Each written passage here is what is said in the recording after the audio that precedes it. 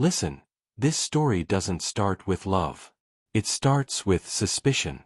In a mansion on top of the city, billionaire Robert Hayes didn't trust anyone. Not after everything he built. Not after everything people tried to steal. So when he hired a new maid, a quiet young woman named Sophia, he told his security team, "Install cameras in every room she walks in. I want to see everything." He said it like it was nothing. Like watching people was normal. Like money gave him the right. What he didn't say was that the cameras weren't only for her. They were for his son, Michael, 8 years old, paralyzed from the waist down after the accident. Since then, he barely talked, barely smiled. He sat near the big window every day, watching other kids run. His father bought him toys, therapists, private nurses. None of it worked. Michael stayed quiet. So Robert assumed people were faking kindness around his boy. Maybe even hurting him when no one looked. That's why he watched. That's why he never trusted maids. Sophia was different though. She came in with second-hand shoes carefully cleaned. She greeted the staff with, "Good morning," and meant it. Still, rich houses like this? They loved to test poor people. One mistake and you're out. Robert watched her on the screen that first day. Dusting. Folding. Picking up toys. But then, she walked toward Michael. "Hey buddy," she whispered, even though she thought no one was listening. "Do you want company?" Michael didn't answer. He just stared at the floor. Sophia looked around. Then she did something no one in that mansion had done for months. She sat on the floor beside him. Robert leaned forward. Because what happened next was the last thing he expected.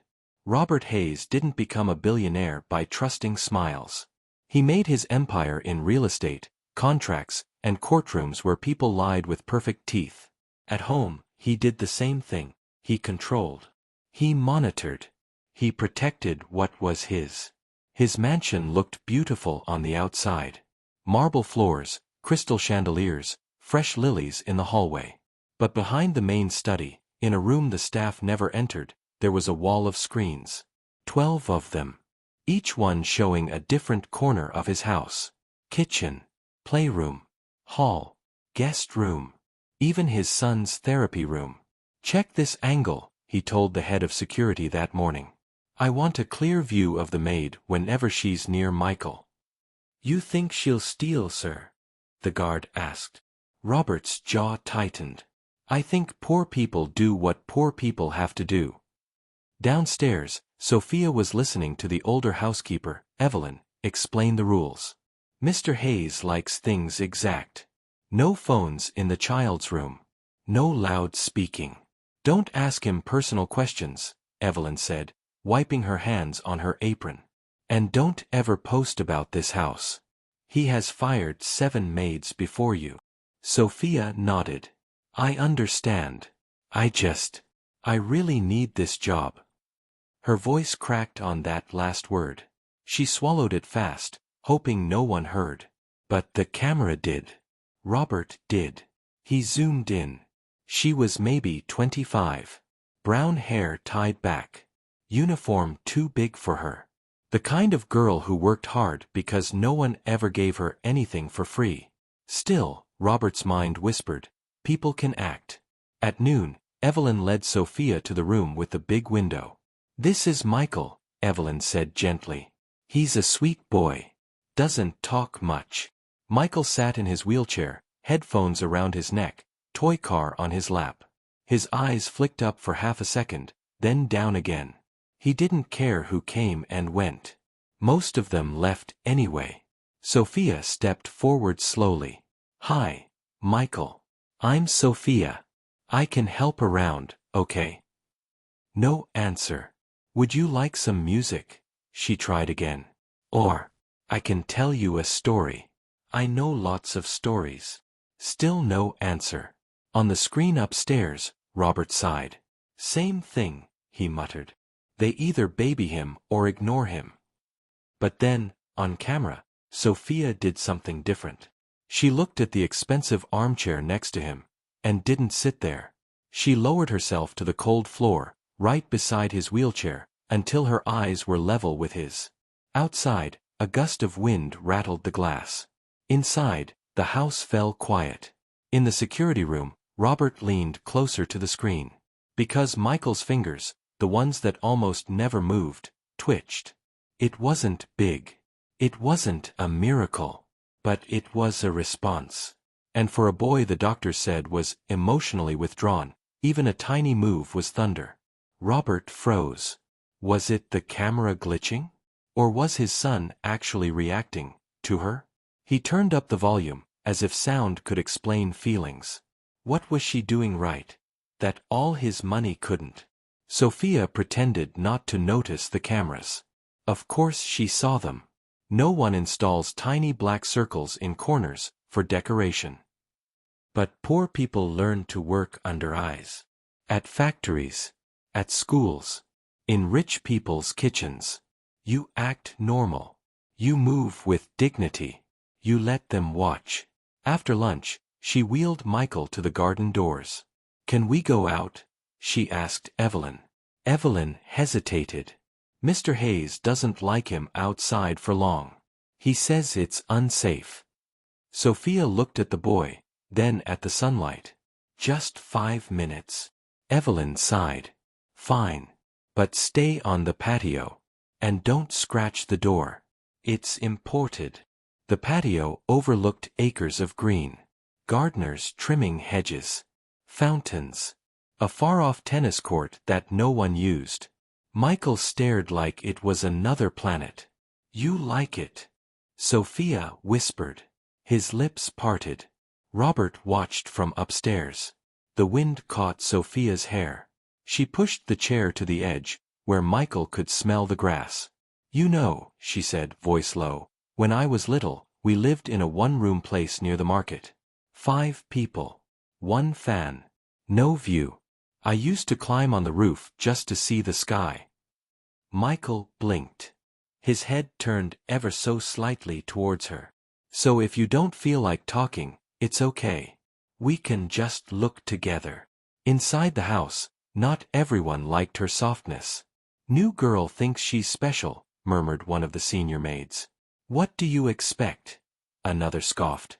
"These poor girls come here and start feeling like they belong. Mr. Hayes will see what she's doing. He sees everything." They weren't wrong.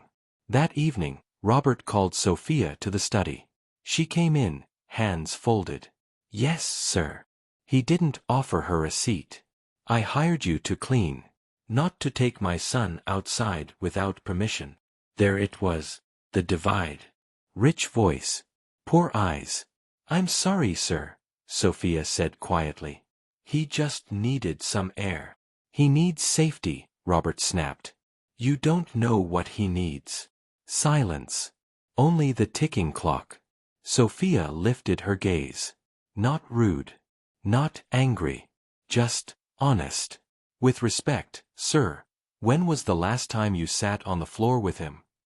That question hit like a slap. Robert's eyes narrowed. "You will follow the rules in this house."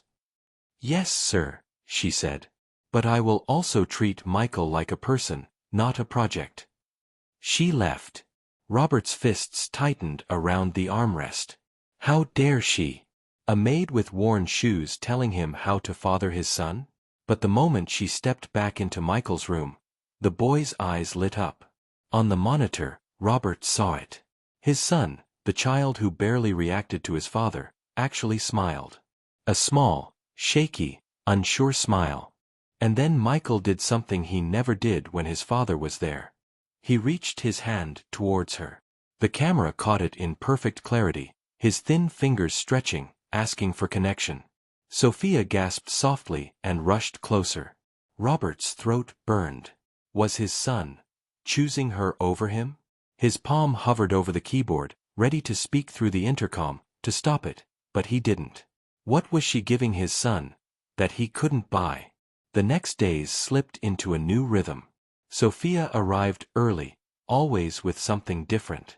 One day it was colored flashcards, Another day it was a tiny toy piano. Another day it was just stories about people who refused to give up. Do you know about a boy who couldn't walk but became a swimmer? She asked Michael. He shook his head, eyes wide. He didn't listen when people said, "You can't." He said, "Watch me." She tapped his wheelchair gently. "You can say that too, you know." Watch me," Michael whispered, almost inaudible. Upstairs, Robert's heart jumped. He replayed the audio twice. His son had spoken. Not to him. To her.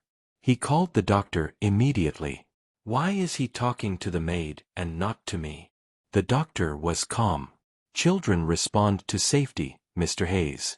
To connection. Maybe she makes him feel seen." As if Robert didn't want that. As if he hadn't spent millions. That afternoon, Robert doubled the surveillance in Michael's room. Hidden mic in the bookshelf. Wider lens near the ceiling. He told himself it was to protect his son. Truth. He wanted to know what Sophia was doing that he wasn't. That evening, the rich versus poor line grew sharper. Robert's sister, Emma, came to visit. Diamonds, perfume, perfect posture. She glanced at Sophia, wiping the table. "This is the new maid?" Emma asked. "Yes," Robert said. Emma's lips curled. "You should really hire from agencies now, Rob. These girls from small neighborhoods, they talk. They take pictures. They sue." Sophia heard. Her cheeks burned. She kept cleaning. Emma lowered her voice, but not enough. "They see a rich man with a vulnerable child and suddenly they want to be part of the family." Robert didn't defend Sophia. He didn't realize Sophia understood every word. That night, after everyone left, Sophia went back to Michael's room. The lights were dim. The city was far. Michael was restless, fingers tapping his wheelchair arm. "Hey, champ," she whispered. "Can't sleep." He shook his head. "Does it hurt?" He pointed, slowly, to his legs. Sophia looked around. No one was there. She didn't know Robert had installed new mics only hours ago. "Okay," she murmured. "I'm not a doctor. But I can massage them, yes." He blinked, hopeful. So she knelt. She took his cold, weak legs in her hands and began to rub, gently, carefully. Not like a worker. Like a sister. Like a mother. She hummed an old song from her neighborhood, the kind poor kids fall asleep to when the fan is broken and the street is loud. Upstairs, Robert stared at the screen. She wasn't stealing. She wasn't faking. She was loving his boy. And then it happened. As she massaged, Michael concentrated hard. His jaw clenched. His tiny hands grabbed the armrests. A muscle in his thigh flickered. Once. Then again. Sophia gasped. "Michael. You felt that." He breathed fast, eyes shining. "Do it again," she urged. "Come on, love. Show me." Downstairs, his paralyzed son was trying. Upstairs, the billionaire forgot to breathe. So why did he still fire her? Morning came with tension in the air. Evelyn met Sophia at the door. "Mr. Hayes wants to see you," she whispered. "Right away."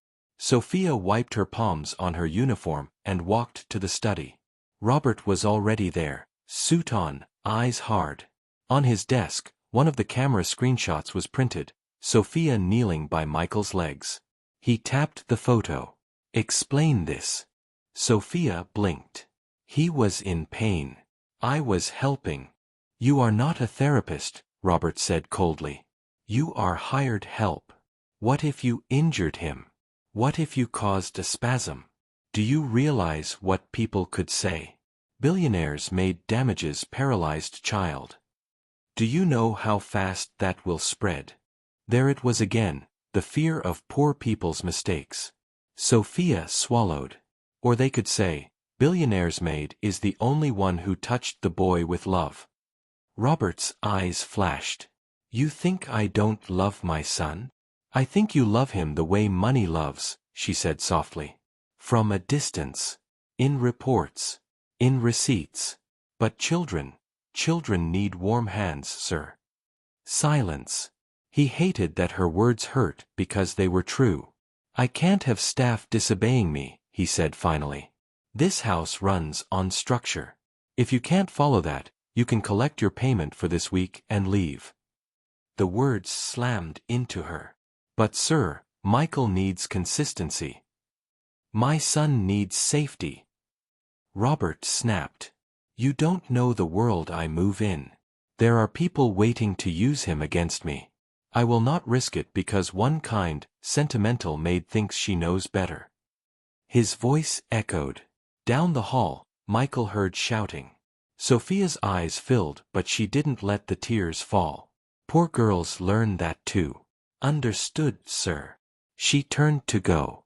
Evelyn will escort you out, Robert said, already looking back at his screen. Sophia walked down the corridor slowly, every step heavy. Staff watched with satisfaction. See. Told you, one whispered. Rich people don't keep strays long. In Michael's room, the boy waited. He watched the door. It didn't open. He frowned. He reached for the toy piano she used. It felt wrong. Quiet. Minutes passed. No Sophia. In the camera room, Robert told himself he'd done the right thing. He protected his son. He protected his image. He protected his empire. But when Sophia reached the front door, something unusual flashed on one of the screens. Michael was moving. Not just his fingers. Not just his thigh. He was pushing the wheels of his chair with all the strength in his small arms, dragging himself towards the hallway, towards the maid who was being sent away. His face was red with effort. His mouth opened, desperate. He'd never chased anyone before, because no one was worth chasing. Now he was fighting his own paralysis for her. Evelyn gasped. Michael, slow down, sweetheart. But he didn't. He kept pushing, wheels jerking, body trembling. On the screen, Robert saw his paralyzed son doing the impossible. And he wasn't doing it for his father. He was doing it for the maid he just fired. What do you do when your disabled son chooses the poor maid over his billionaire father? Robert didn't think. He ran. Down the stairs, past the portraits, past the stunned staff. He'd seen accidents on those cameras before, a fall, a spill, a slip, but this was different. This was his son choosing. This was his son fighting. Michael, he shouted. The boy didn't stop. His small hands kept pushing the wheels, knuckles white. The chair scraped the wall, bumped against the carpet. Michael winced but didn't cry. He had one goal, reach the door before Sophia disappeared. Sophia heard her name. She turned. What she saw made her drop her bag. Michael, she whispered, running back. Baby, what are you doing? He reached her. Breathing fast. Face flushed. Eyes wet. He lifted his arms. Sophia knelt, hugging him tight. I'm here, I'm here. Robert froze a few feet away. He had seen his son happy when he bought him toys. He had seen him calm with therapists. But he had never seen his son fight his own body to hold on to a person. Sophia pulled back slightly. It's okay, love. I was going to call you later. Michael shook his head. His lips trembled. And then, in a voice raw from disuse, he looked past her, straight at his father. Don't make her go. Time stopped. Evelyn covered her mouth. Robert's heart crashed against his ribs. What did you say? He whispered. Michael swallowed hard. Papa, please, let Sophia stay. Papa. He hadn't heard that word since before the accident. It shattered him. All the walls of power, of money, of control, gone. He walked forward slowly, like he was approaching something holy. He knelt beside them. Up close, he saw it. The way Michael clung to Sophia's uniform, the way his legs shook from effort, the way Sophia's arms protected him. Robert's eyes filled. I thought they were all using us, he said. I thought everyone wanted something. Sometimes poor people want to give, sir, Sophia said softly. Not take. Robert placed his hand over Michael's. You did this? He asked. You moved for her? Michael nodded. That was it. The billionaire who never cried broke. Tears slid down his face, in front of staff, in front of the woman he doubted, in front of the son he'd been watching from a screen instead of sitting beside. I'm sorry, he whispered. I'm so sorry. Sophia shook her head. Then come sit with him, she said. Without the cameras. Without the cameras, he agreed. He looked at Sophia. Will you stay? She smiled. If Michael wants me. Michael nodded again, smiling through his own tears. Later, as father, son, and maid sat together on the floor, rich, poor, and in between, Robert had one thought. Money built his house. Kindness moved his son. If you were in Robert's place, would you have trusted the maid sooner, or would you have let your fear of being used make you lose the only person who could reach your child? Tell me in the comments. Backhand index pointing down.